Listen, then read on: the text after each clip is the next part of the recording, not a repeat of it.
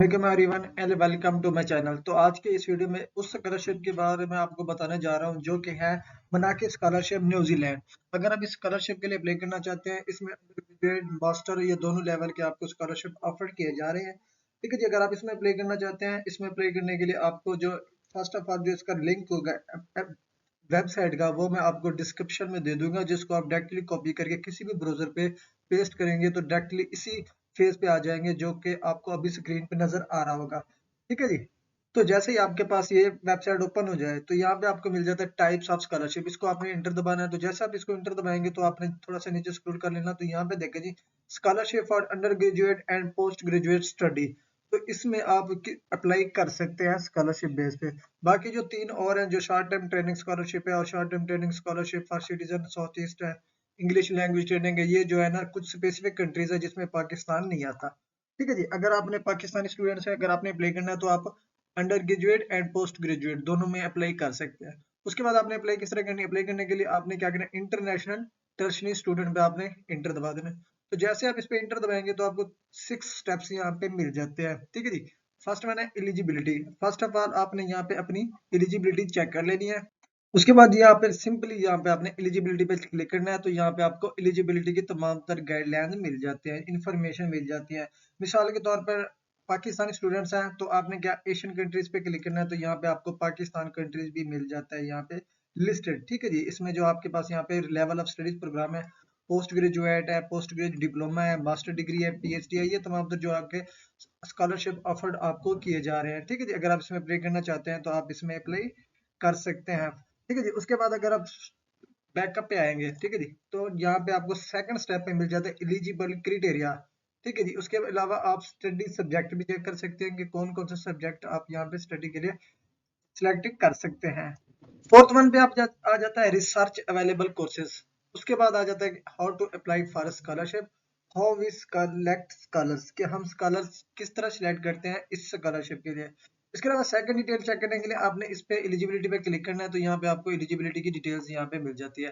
First of all जो country वो eligible कर रहे हैं उस कंट्री से आप बिलोंग करते हो। ठीक है जी। उस कंट्री में आप रह रहे हो। उसके बाद आप जिस स्कॉलरशिप के लिए अप्लाई करेंगे उसके मुताबिक आपका एक्सपीरियंस होना चाहिए। ठीक है जी। और स्कॉलरशिप जो आपको ऑफर किया जाए एलिजिबल कंट्री से आप बिलोंग भी करते हो। ठीक है जी। उसके अलावा यहाँ पे आपकी जो एक्स्ट्रा एलिजिबिलिटी रिक्वायरमेंट्स हैं वो भी यहाँ पे आपको रीड आउट करने के लिए मिल जाती है। फर्स्ट वन एज रिक्वायरमेंट है, वर्क एक्सपीरियंस कौन सा है, scholar must be contribute to their country development, residency क्या है, academic and English requirement for scholars हो गया है, एलिजिबिलिटी क्या है मना की स्कॉलरशिप लुमनी के लिए, इमिग्रेशन एंड वीजा रिक्वायरमेंट्स क्या है, ठीक है जी, न्यूजीलैंड बॉर्डर रिक्वायरमेंट्स क्या है। तो यहाँ पे आपको तमाम तर गाइडलाइंस मिल जाती हैं। अगर आपने रीड आउट करनी है तो खुद से वो भी आप यहाँ पे इंफॉर्मेशन रीड आउट कर सकते हैं। मिसाल के तौर पर अगर मैं एज आपको बता दूं, तो यहाँ पे इसकी जो एज है, ठीक है जी, 17 ईयर्स है जब आप अप्लाई करें। ठीक है जी।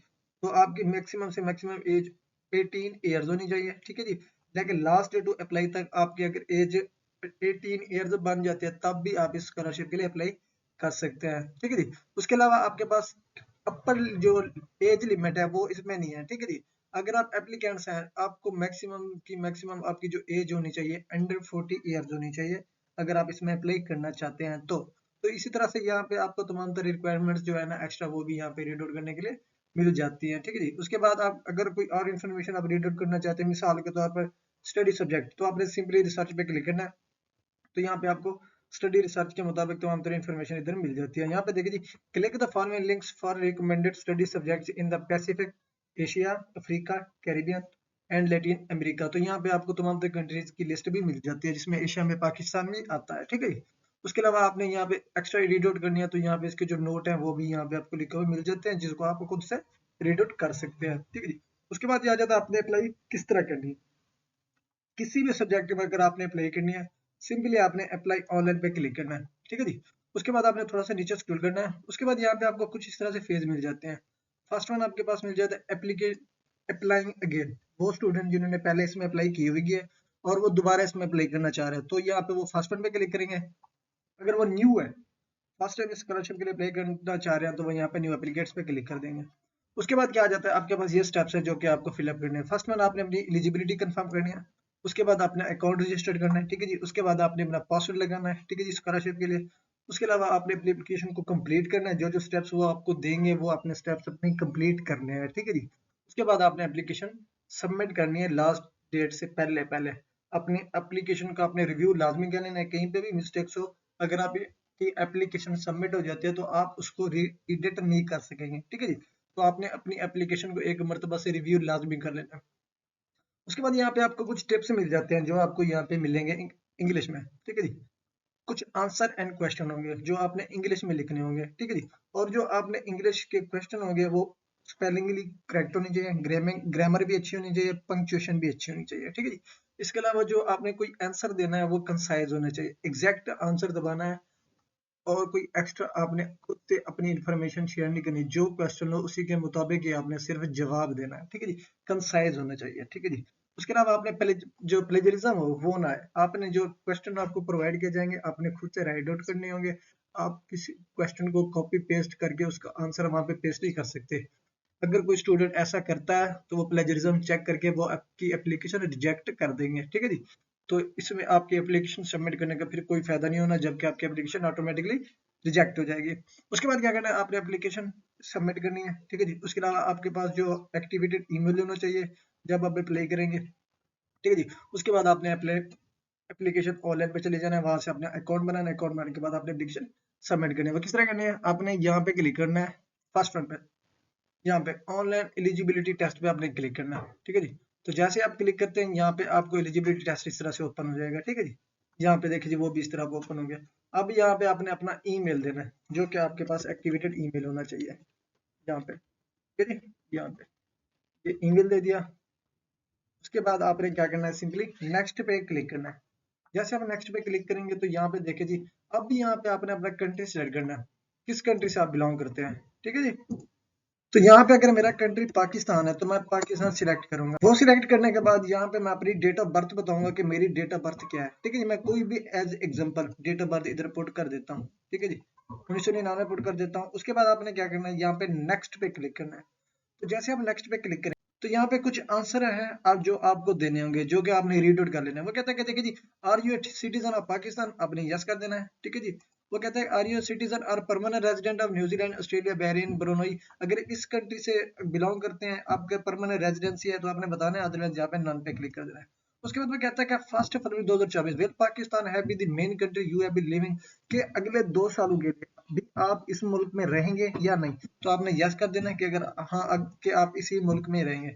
उसके बाद वो कहता है कि are you member of diplomatic corps, are you dependent member of diplomatic corps, तो आपने यहाँ पे यस कर देना। डिप्लोमेटिक कॉर्प्स क्या होता है, यहाँ पे आप इसको कॉपी कर देंगे, किसी स्टूडेंट्स को अगर नहीं पता तो न्यू ब्राउज़र पे आके आपने इधर पेस्ट कर देना है, यहाँ पे आपने इंटर दबा देना है। यहाँ पे मिलेंगे आपको मिल जाता है the body of diplomat representing other countries in a particular state, ठीक है जी। यहाँ पे पाकिस्तान इंटर दबाएंगे तो यहाँ पे इसकी एक्स्ट्रा इन्फॉर्मेशन मिल जाती है। वहां पे देखिए list of diplomatic mission in Pakistan, तो यहाँ पे कंट्री 21 डिप्लोमेटिक मिशन है जो इस्लामाबाद में लोकेटेड है। तो इसी तरह से आपने क्या करना है, यस कर देना है, ठीक है जी। उसके बाद फर्स्ट मार्च अगर नन पे करना है तो नन भी कर सकते हैं, अगर आपका आंसर नन आता है तो। अगर आप नहीं बिलोंग करते तो आपने नन पे क्लिक करना है, ठीक है जी। उसके बाद आपने क्या किया, होम मैनी, यहाँ पे देखिए specific home many days you have spend outside of Pakistan in last 2 years, तो आपने यहाँ पे 0 कर देना। अगर आप यस पे करेंगे तो यहाँ पे आपको जो डेज होंगे वो रिमूव हो जाएंगे। उसके बाद आप क्या पास आ जाता है 31 March 2024 where you have completed your work experience more than 12 months, मतलब कि 1 साल के लिए। अगर है तो आपने यहाँ पे यस कर देना, अदरवाइज नो पे क्लिक कर देना। उसके बाद वो कहता है कि are you currently serving in military, कि आप मिलिट्री की जॉब करें या नहीं, तो आपने यहाँ पे नन पे कर देना अगर आपकी पोस्ट नहीं है। उसके बाद आ जाते हैं if you have previously received Manaaki New Zealand scholarship, do any of the circumstances listed below apply to you, you have had a Manaki users terminated with terminated or did conduct grounds don't grounds, तो आपने इसमें कुछ भी नहीं करना, कुछ भी नहीं आपका, ठीक है जी। उसके बाद आपने यहाँ पे नन पे क्लिक कर देना। नन पे क्लिक करने के बाद आई कंफर्म दैट पे क्लिक करके चेक माई एलिजिबिलिटी पे क्लिक कर देना। तो यहाँ पे देखिए जी आ जाता है congratulation you are eligible for Manaaki New Zealand scholarship. अब यहाँ पे आपने अकाउंट अपना रजिस्टर पे क्लिक करना है। तो जैसे आप रजिस्टर पे क्लिक करते हैं तो कुछ ये इन्फॉर्मेशन है जो कि आपको इन्फॉर्मेशन पुट करनी पड़ती है। पर्सनल इन्फॉर्मेशन होती है, आपके पास रेजिडेंशियल एड्रेस होता है, एडिशनल इन्फॉर्मेशन होती है। उसके बाद आपने रजिस्टर पे क्लिक करके अपना अकाउंट एक्टिवेट कर लेना है। देखिए जब आप रजिस्टर करते हैं तो आपके ईमेल पे एक वेरिफिकेशन कोड होता है जिसको आपने ओपन करना है। यहाँ पे देखिए जी, ये मुझे ईमेल मिल चुका है। इसको मैं ओपन करके इस लिंक पे क्लिक करके मैं अपना अकाउंट एक्टिवेट करूंगा।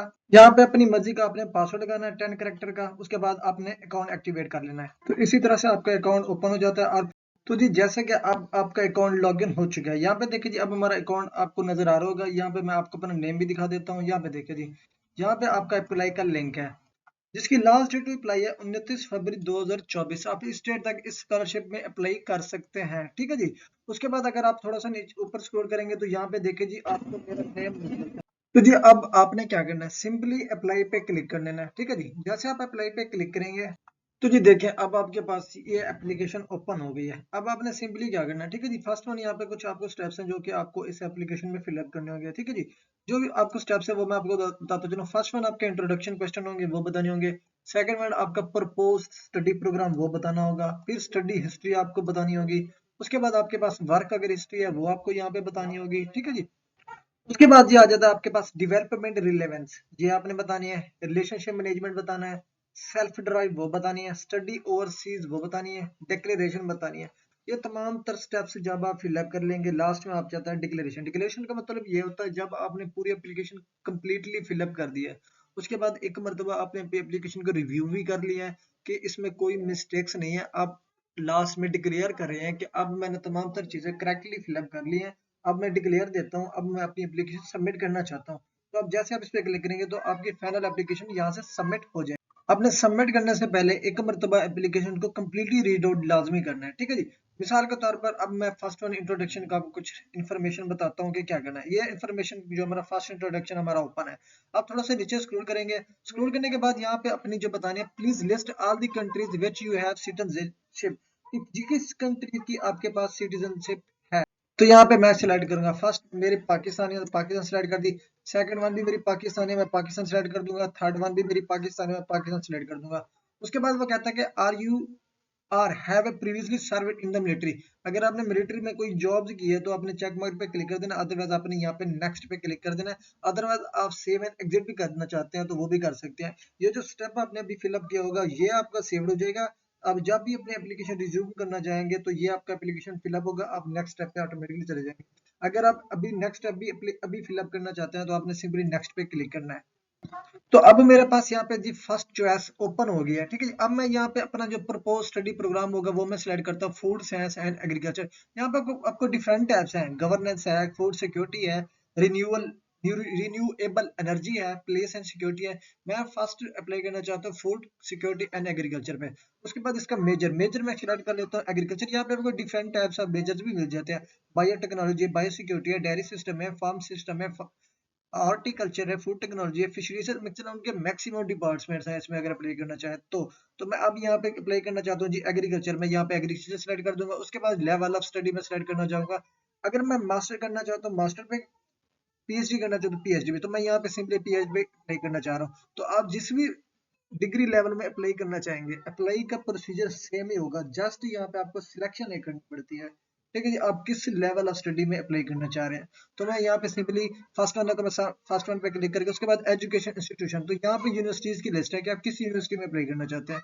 तो आप अपनी स्पेसिफिक यूनिवर्सिटी बता देनी है। फर्स्ट ऑफ ऑल आपने तमाम तो यूनिवर्सिटीज की लिस्ट देख ली। उसके बाद आपने कोई भी ब्राउजर ओपन करना है, उस यूनिवर्सिटी की इन्फॉर्मेशन चेक कर लेनी है। मिसाल के तौर पर आपकी जो ऑकलैंड यूनिवर्सिटी टेक्नोलॉजी है, आपने ये यूनिवर्सिटी लिखनी है किसी भी ब्राउजर पे जाके। वहां पे आपने इसकी इन्फॉर्मेशन निकलानी है कि इसकी रैंकिंग क्या है, एक्सेप्टेंस रेट क्या है, ये तमाम तो चीजें आपने चेक करके फिर ही उस यूनिवर्सिटी को सिलेक्ट कर लेना है, तब अप्लाई करना है। उसके बाद ये आ जाता है क्वालिफिकेशन। क्वालिफिकेशन आपकी क्या है, डॉक्टर ऑफ एजुकेशन है, डॉक्टर ऑफ हेल्थ साइंसेज है, डॉक्टर ऑफ फिलोसफी में doctor of health sciences select करके ऐड प्रीफरेंस पे क्लिक करूंगा। तो यहाँ पे अब आ जाता है जी सेकंड प्रेफरेंस। अगर अब मैं सेकंड प्रेफरेंस देना चाहूँ, ठीक है जी। अगर मैं ना देना चाहूँ तो मैं यहाँ पे अगर नेक्स्ट पे करना चाहूँ तो नेक्स्ट पे भी क्लिक कर सकता हूँ। तो उसके बाद जी आपके पास आ जाता है स्टडी डिटेल। स्टडी डिटेल में क्या कहते हैं वो, कि अगर अभी आप पढ़ रहे हैं या नहीं पढ़ रहे। अगर आप पढ़ रहे हैं तो आपने वो डिग्री बतानी है कि किस डिग्री में अभी आप स्टडी कर रहे हैं। तो मैं यहाँ पे सिलेक्ट करूंगा, देखिए जी मास्टर है तो मैं यहाँ पे मास्टर पे सिलेक्ट कर दूंगा, ठीक है जी। मेरी मास्टर डिग्री है। उसके बाद वो कहता है what is the highest qualification that you have been awarded. तो यहाँ पे आपने सिलेक्ट करना है। यहाँ पे देखिए जी अंडर ग्रेजुएट डिप्लोमा, मेरा मास्टर है तो मैं मास्टर। उसके बाद यहाँ पे अगर कोई अवार्ड एंड पब्लिकेशन है आपकी, वो यहाँ पे आपने बतानी है। उसके बाद previous engagement with New Zealand government scholarship, अगर आपने yes have you previously received, अगर आपने न्यूजीलैंड का कोई स्कॉलरशिप ऑलरेडी रिसीव्ड किया हो तो यस कर देना है, अदरवाइज ऑटोमेटिकली नो सिलेक्टेड है। उसके बाद आपने क्वालिफिकेशन डिटेल बतानी है। क्वालिफिकेशन डिटेल किस तरह बतानी है, आपने नेम ऑफ क्वालिफिकेशन बताना है। मिसाल के तौर पर आपका जो डिग्री है बैचलर है, ठीक है जी, जैसे बैचलर ऑफ मेडिसिन है, बैचलर ऑफ साइंस है, वो यहाँ पे लिखना है। उसके बाद आपने मेजर सब्जेक्ट्स के नेम लिखने हैं जो अगर इफ एप्लीकेबल है, जैसे कि बीएस लेवल के स्टूडेंट्स होते हैं तो उनके मेजर सब्जेक्ट की लिस्ट का पता नहीं होता, तो वह यहाँ पे सिंपली इसको या तो स्किप कर देंगे या अपने मेजर यूनिवर्सिटी की जो डिग्री है, जैसे कि बीएस एग्रीकल्चर है, बीएस ओटी है, बीएस एमएलडी है, जो भी स्पेसिफिक उनका डिग्री प्रोग्राम है वो यहाँ पे लिख देंगे, अदरवाइज इसको स्किप कर देंगे। उसके बाद जिस यूनिवर्सिटी में उन्होंने स्टडी हासिल की है वो बताएंगे। उसके बाद लोकेशन बताना है कि ये इदारा किस जगह पे मौजूद है। अगर पाकिस्तानी स्टूडेंट तो ऑब्वियसली ये पाकिस्तान यूनिवर्सिटी में पढ़ा होगा तो यहाँ पे वो पाकिस्तान सेलेक्ट कर देंगे। उसके बाद have you completed this qualification, ये जो क्वालिफिकेशन अब अभी इधर बता रहे हैं, ये क्वालिफिकेशन आपकी कंप्लीट हो गई है या अभी रहती है, तो वो यहाँ पे आपने बतानी है, यस कर देना है अगर आपकी कंप्लीट है, अगर नो पे क्लिक करना है तो आपने यहाँ पे डिटेल बतानी होगी, ठीक है जी, एक्सपेक्टेड डेट।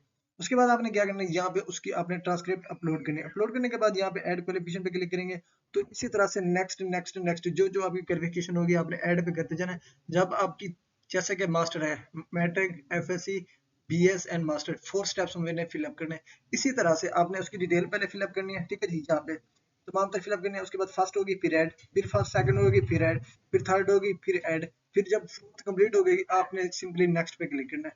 नेक्स्ट पे क्लिक करेंगे तो आपके पास वर्क हिस्ट्री ओपन हो जाएगी। तो वर्क हिस्ट्री में यहाँ पे आपने डिटेल बतानी है, अगर कोई है, अगर नहीं है तो आपने डेवलपमेंट रेलिवेंस पे आ जाना है। इस पे भी अगर आपके पास कोई ताल्लुक रास्ता नहीं है तो आपने क्या करना है। तो जी मेन चीज क्या होती है डेवलपमेंट रेलिवेंस में, डेवलपमेंट रेलिवेंस में कुछ आपको क्वेश्चन होंगे जो कि आपने कंसाइज आंसर उनको देने हैं, ठीक है जी। ये कुछ क्वेश्चन है जो कि आपने अपनी कंसाइज डिटेल में इनके आंसर देने होंगे, ये ही डिपेंडेंट करते हैं आपके स्कॉलरशिप सिलेक्शन पे, जो कि मेन चीजें ये है।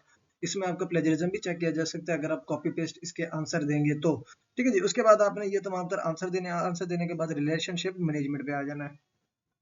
तो इधर भी आपको कुछ क्वेश्चन है जो कि रिलेशनशिप मैनेजमेंट के रिलेटेड है, ठीक है दीजिए। आपने इधर सेम उसी तरह से कंसाइज इनके आंसर देने हैं। उसको आंसर देने के बाद फिर आपने नेक्स्ट पे क्लिक करना है। नेक्स्ट पे क्लिक करने के बाद आपने सेल्फ ड्राइव पे आ जाना है। तो सेल्फ ड्राइव पे यहाँ पे फिर आपको कुछ क्वेश्चन होंगे वो आपने बताने हैं, ठीक है जी। यहाँ पे देखिए जी, डिस्क्राइब द सिचुएशन, ये आपने सिचुएशन बतानी है। उसके बाद what action did you take to motivated yourself, कि आप अपने आप पे कौन से एक्शन लाना चाहते हैं जो कि आपको मोटिवेट करें। जी आपने बताना है व्हाट वाज आउटकम, और जब आपने खुद को मोटिवेट किया और उसके आउटकम आपको क्या मिले वो यहाँ पे आपने बताने हैं, इसके आंसर देने हैं, ठीक है जी। उसके बाद आपने क्या करना है, सिंपली स्टडिंग ओवरसीज, अगर आपने स्टडिंग ओवरसीज कभी की है तो उसकी डिटेल्स बतानी है, अदरवाइज इसको छोड़ देना है। अदरवाइज आपने डिक्लेरेशन पे आ जाना है। जब ये तमाम स्टेप्स आपके कंप्लीट हो गए, ठीक है जी, यहाँ पे डिक्लेरेशन पे आपने तमाम स्टेप्स पे क्लिक करना, आई कंफर्म पे क्लिक करना है, ठीक है जी, सारों पे यहाँ पे कंफर्म, कंफर्म करके यहाँ पे तमाम तर चीजें आपने अंडरस्टैंड कर ली। अंडरस्टैंड करने के बाद आपने एप्लीकेशन सबमिट पे क्लिक करना है, तो यहाँ से आपकी एप्लीकेशन सबमिट हो जाएगी। यहाँ पे देखिए जी आई, इधर आपका नेम भी आपको मिल जाता है। अब यहाँ पे तमाम तर चीजों पे आपने चेक मार्क कर दिया, आई एग्री पे क्लिक कर दिया, ठीक है जी। अब आपने सिंपली क्या करना है, इधर सारे चेक मार्क करने के बाद सबमिट करेंगे तो यहाँ से आपकी एप्लीकेशन ऑटोमेटिकली सबमिट हो जाएगी और आपके ईमेल पे एक वेरिफिकेशन मैसेज भी आ जाएगा कि आपकी एप्लीकेशन सबमिट हो चुकी है। आपका फर्दर कोई भी प्रोसीजर होगा सिलेक्टेड के रिलेटेड या कोई एप्लीकेशन रिजेक्टेड के रिलेटेड, आपको ईमेल के थ्रू इन्फॉर्म कर दिया जाएगा। तो ये अप्लाई करने का तरीका। अगर फिर भी किसी स्टेप्स पे आपको समझ नहीं आ रही होती तो आप कमेंट सेक्शन में मुझसे पूछ सकते हैं, वहां पे भी आपको तमाम तरह इन्फॉर्मेशन बताई जाएंगी।